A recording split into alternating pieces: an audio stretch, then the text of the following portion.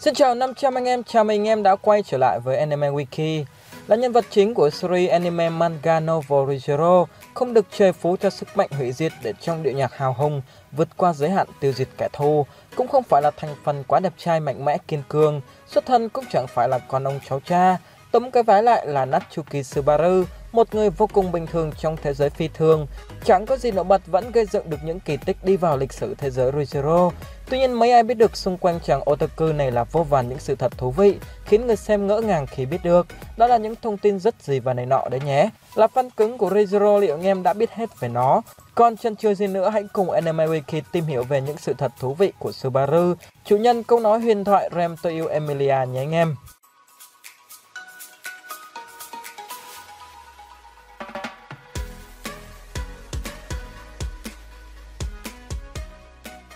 Subaru sinh vào ngày cá tháng 4 của 18 năm trước với tên đầy đủ là Natsuki Subaru. Trong đó Natsuki được lấy từ họ của tác giả Re:Zero, Nagatsuki Tappei, còn Subaru là tên tiếng Nhật của chòm sao Pleiades. Pleiades đồng thời cũng là tên của tháp canh được Fluga xây dựng 400 năm trước để canh giữ phong ấn của Satella.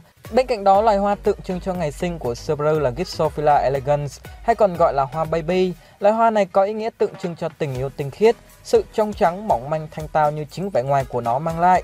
Và cũng vì vẻ ngoài này mà hoa baby còn có một ý nghĩa khác là khát vọng sinh tồn mạnh mẽ và có sức sống vô cùng mãnh liệt. Đây cũng chính là những đức tính quý giá mà Subaru sở hữu.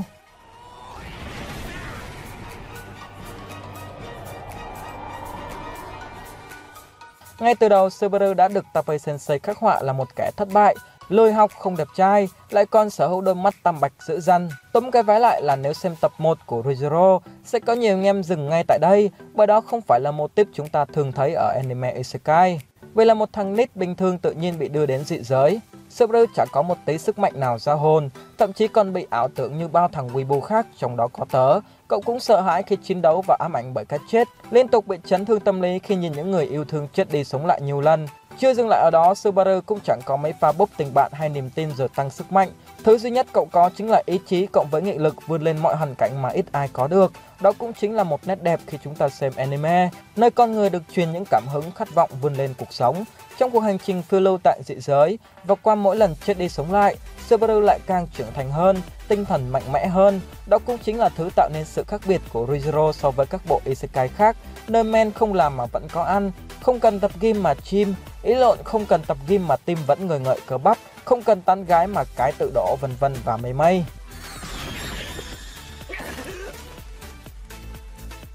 Có thể nhiều anh em không tin vào điều này, nhưng Subaru thật sự là hình mẫu của những thanh niên con nhà người ta đích thực và là mẫu người mà khối chị em ao ước được kề vai ôm ấp.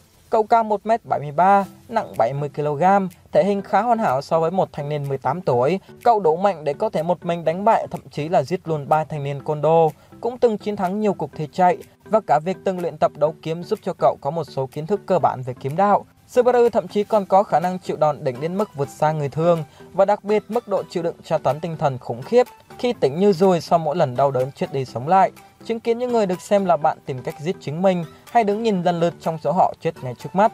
Bên cạnh đó, Subaru cũng rất có duyên với những công việc nữ công gia chánh như nấu ăn, may vá, thêu thùa. Cậu cũng thông minh hơn hầu hết những người đồng trang lứa khi có thể bắn tiếng Anh như gió, thông thạo về lĩnh vực thiên văn học và là một chiến lược gia tài ba với khả năng lên kế hoạch và xử lý tình huống vô cùng khéo léo.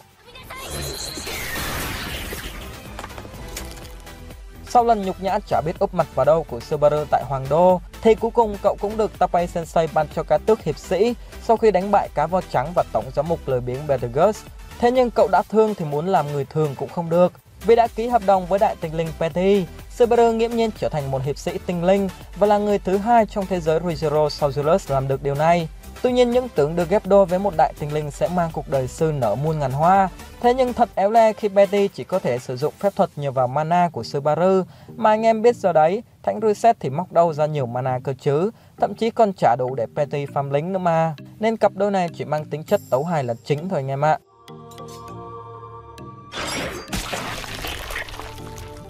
Sự thật thứ 5, Subaru không phải là người duy nhất bị triệu hồi tới thế giới Re:Zero.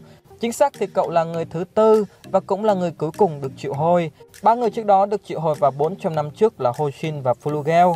Hai nhân vật này đều là người Nhật và sau khi đến dị giới họ nhanh chóng thể hiện mức độ bá đạo khi Fulugel trở thành hiền nhân vĩ đại nhất thế giới, còn Hosin đã lập hẳn một vương quốc có tên là Kararaji. Người thứ ba được triệu hồi đến thế giới Rujiro là Aldebaran, một thanh niên có gu khá mặn khi chọn con đường làm security cho Priscilla.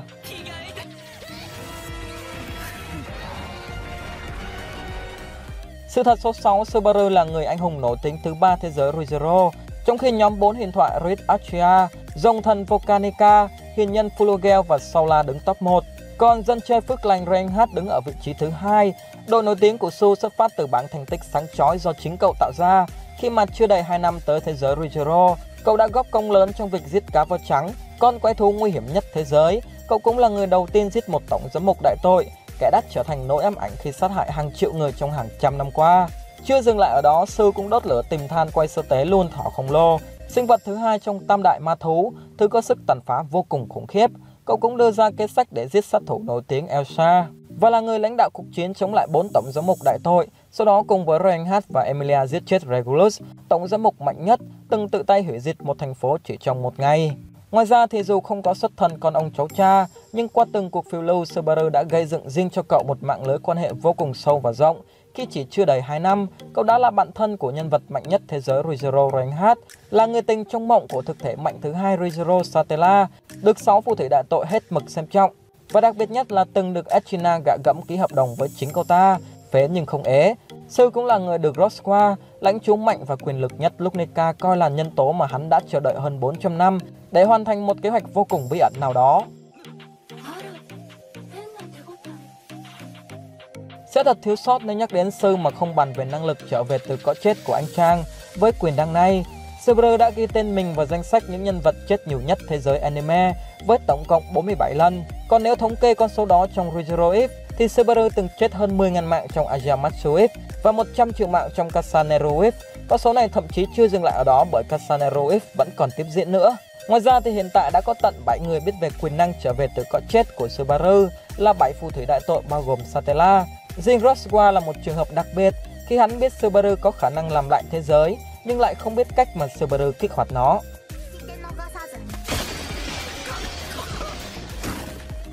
Nếu xem kỹ Rujiro hay đã đọc trước Novo, thì anh em đã biết rằng Subaru có khả năng tự động hấp thụ nhân tố phù thủy.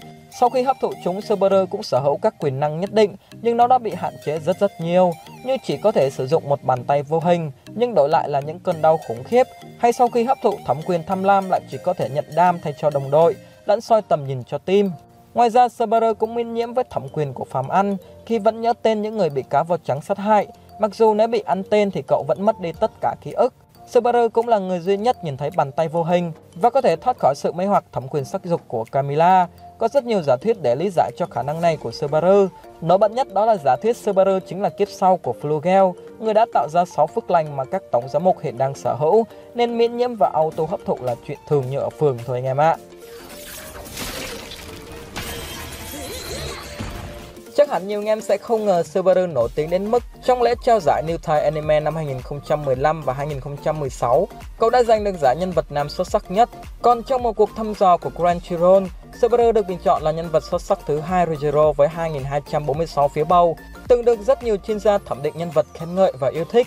Thế nhưng Subaru cũng chính là một trong những nhân vật bị ghét nhất thế giới anime. Lý do là vì cậu luôn trong tình trạng ăn hành ngập mặt, bị ghét bởi tính cách quá đời thường và có phần trẻ trâu, kể cả việc cậu la hét than khóc khi đối diện với những nỗi thống khổ. Thế nhưng đa số người xem ghét Subaru bởi vì cậu từng từ chối Rem, waifu của lòng họ. Một sự thật quá đáng lòng vì đã trung tình nhưng vẫn bị người đời chửi. Thế nhưng với những ai đã đọc light novel hay hiểu rõ ý nghĩa câu chuyện thì lại cho rằng Subaru là nhân vật tuyệt vời nhất.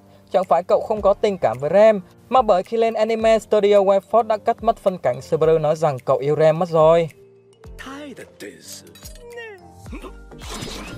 Diễn viên lồng tiếng cho Subaru là Yusuke Kobayashi, một seiyuu sinh năm 1985. Anh em sẽ rất bất ngờ khi biết Yusuke từng góp nước miếng trong các bộ anime này đấy.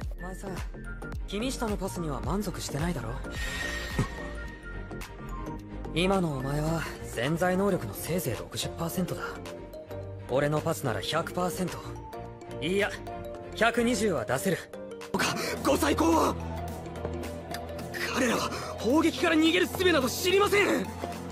もしもし我々があの魔導士たちを排除したなら、宇佐美さんの可愛さに心奪われた僕ですが、こっちの宇佐美さんね、ややっこしい。そう、実にややっこしいんですよ。ひどいな。